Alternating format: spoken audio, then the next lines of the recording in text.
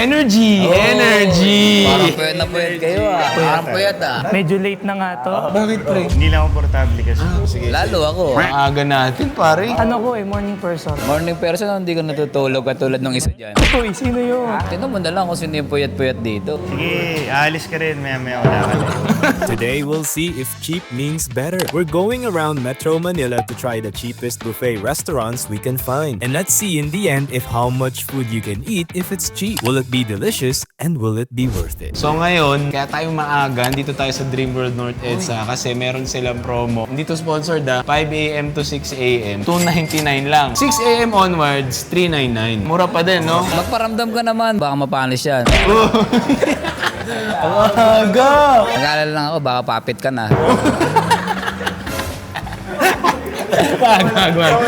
Tignan natin anong makakain mo kung 299, anong itsura ng kainan. Basically, yung overall experience. So, tignan natin ano yung mga putahe. Sino gustong kayo kayang dalawa. Sa kaliwa, makikita mo kagad yung juice. Sino kausap mo? Ito, sila. Lemon water sila, pre, no? Sino ba ito kasama? May mga drinks pa dito. Ay, sopas. Ay, ang sarap. Adobo, garlic longganisa at pork tocino. Sulit na kaagad to sa 299. May sopas ka na, may pansit palabo ka pa. Ang daming ulam. Meron pa. Dito sa side na to, dito naman yung salad. Tas dito, ay, ano to? Chip lang na may makupuno. Ano ba yan? Cropples yan. Tapos pwede kayo magpaluto ng ng mga omelette. No? At sa pinakadulo, makikita natin yung gatas. Cereal. Gatas muna, nauna po.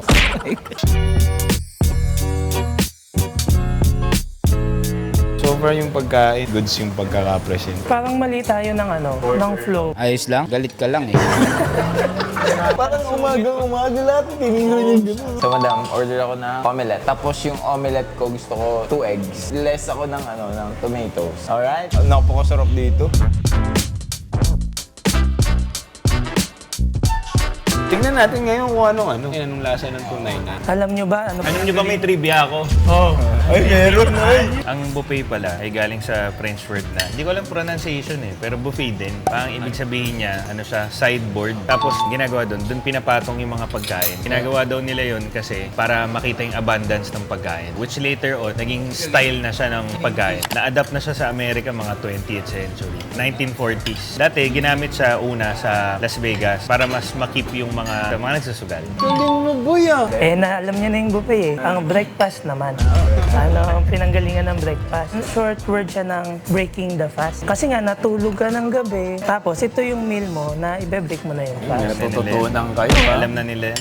Bakit sa karamihan sa buffet is ang gamit nilang plate is maliit kasi illusion pala siya. Ang tawag sa illusion na yun ay Delboeuf illusion. Parang ang illusion niya is kung maliit yung plato mo, pag naglagay ka dyan, parang magmumukhang puno madami. Para hindi lugi business, di ba? Ano yung una yung kinukuha sa buffet? Ang una kong pinipilahan sa buffet yung mga lechon. Kasi may dyan, medyo may pila yan. Mga beef, ganyan. Nabubisit ako sa tingin ni Happy. Ang tanong lang, pre, ba't ang nakakairita yung pagkatao mo talaga? Bumungaya ka ba ng ngipin?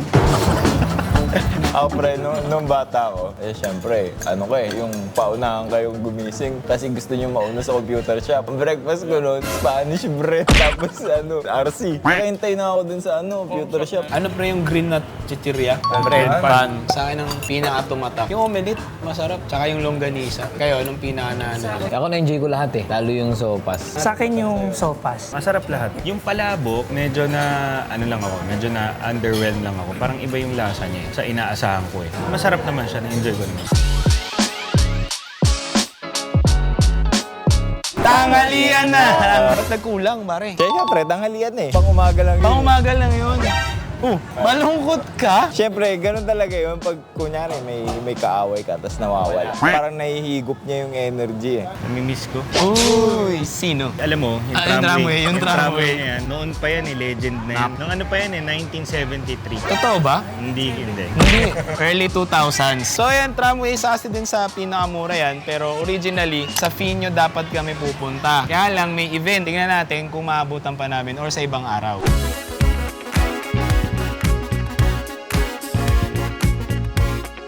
Kumain na tayo. Lunch na lunch, yang chow fried rice. Meron din pancit canton guisado. May mixed vegetables with garlic, salt and pepper tofu, steamed dish, cream dory, lumpiang Shanghai, sweet and sour pork, fried wonton, tramway fried chicken. So, may special fried chicken sila, nakapangalan sa tramway. Salt and pepper. Tikman ko ito. Kain na rin po kayo, sir. Lumpiang Shanghai, tikman natin yan. Parang sarap ng lumpia nila, oh. Tikman na natin. Good pre, kahit walang ketchup. Kuya, kailan pa talaga nag-start ang tramway? Anong year ba? If I'm not mistaken, 2006. Pilipinong may-ari. Chinese. Chinese. Alam niyo bakit tramway? Aha. Aha! Okay lang, kami di namin alam. Ano na lang favorite mong pagkain dito na marirecommend? Chicken, sir. So, tikman natin fried wonton. So, more of Chinese talaga to. Pero, may sushi. May mga dim sum, pero may mga assorted maki. May butchi. Favorite ni Api to, kaso wala ka pare. Medyo bihira ang fries sa buffet, ah. Tikman natin konti.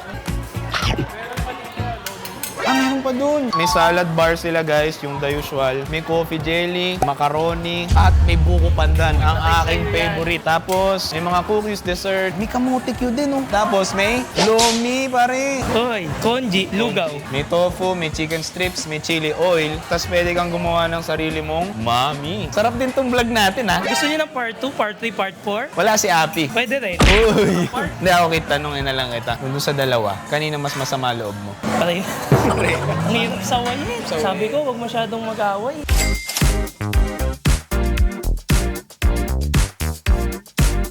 Solid pula dito. Parang mukha ni Api, solid. Ang daming pagpipilian, na-overwhelm ako. May coffee jelly pa, tsaka buko panda. Parang lahat ng gusto mo. Nandito, mapansin ko, malinis din yung interior. Kumuha ako ng dumpling, ng sweet and sour pork, tofu, yang chow, syempre, favorite ko yan, lumpia, and yung tramway chicken, pare, specialty nila yan. Nag-start tong tramway sa a la carte Cantonese dining lang. Tapos simula nung nag-start yung buffet, pinasok nila. Ngayon, ang tramway pala, ibig sabihin, cheap transportation siya sa Hong Kong. Tram, train, parang gano'n. Tapos, kaya ginawang buffet kasi cheap buffet. Ayos ka pala, boy. Ganda yun. Alam niyo kung saan galing yung lunch naman. Sige. Noong panahon, 2 beses lang daw kumakain yung tao. Breakfast, tsaka dinner. Ang lunch daw, ibig sabihin luncheon. Ang ibig sabihin ng luncheon, light snack. So before, konti lang yung mga kinakain sa midday. Hanggang sa naging ganyan. Ang tramway dati, nasa 200 plus lang. Tumaas ang value kasi syempre, tumataas talaga lahat. Ito guys, chicken, tinan mo. Chicken.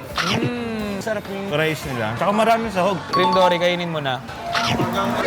Sakto lang eh. OA ka na. Patikim nga ako, Kit. Si OA. Villain era na si Kit. Kala nyo, hindi sumasagot si Kit. Sarap. Masarap din, Kit. Sweet and sour pork pretik mo. Pwede. Pero ang pinakapanalo sa akin yung lumpia, para. Tikman ko. Tama lang si OA.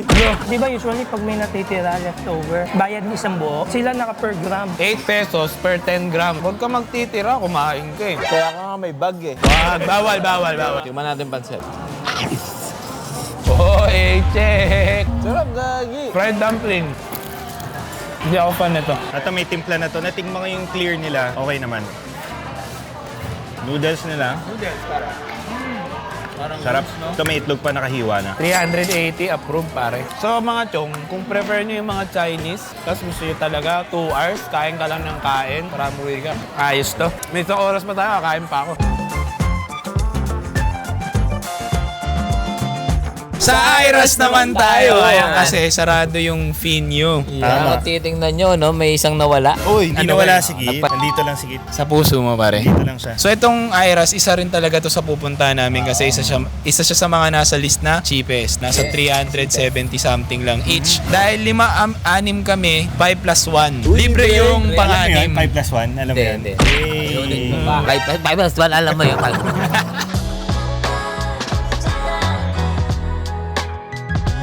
So ngayon, nandito tayo sa Iras, di ba? Yes. Teka lang, ang dumi sa likod, oh. I-check natin ngayon guys kung gaano kagaling si Api sa ulam. Oh, sige. Kaya dito. Susubukan natin. Oh, ano tawag nito? Ito, pinakbet. Oh. Totoo ba? Oo, kare-kare nga. Pag mali, konya daw. Oh, ito, ano to? Bicol Express yan. Correct stress to.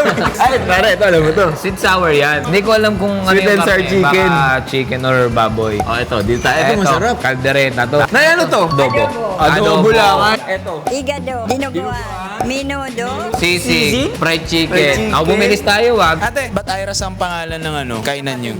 mayan. Kapatid ng may-ari. Ma'am, ano, ilang taon na to? 3 years. Shanghai. Shanghai Pops. Eto, paborito to ng asawa ko. Tortang takong. Bihon, tokwat baboy. Ang sarap na ito. Ang palayakon. Palayas. Itlog. Pre, kumakain na si Tropo. Sino? Ano to, pre? Ay, papaitan. Uy, champurado. Ay, di ba? Ano pala to? Crab and corn soup. Ito yung kanin. Siyempre, meron tayong kare-kare. Ilang ikon to? Ilang ikon? 5 to. 5? Ito may bagong dating, dinakdakan. Oy, pero masarap yung dinakdakan kila Api sa CD Bay Peak. Red Ice Tea. Red iced tea. Try mo nga. Ang sabi, kalbo ka man sa yaking paningin. Oy. Kalbo ka pa rin. sila. Hindi, ito sabi, whoever does not love does not know God. Because God, God is love. So meron sila? Meron. Gulaman. Gulaman. Saan yan? Ano lalagyan yan? Lalagan pa natin ng soup.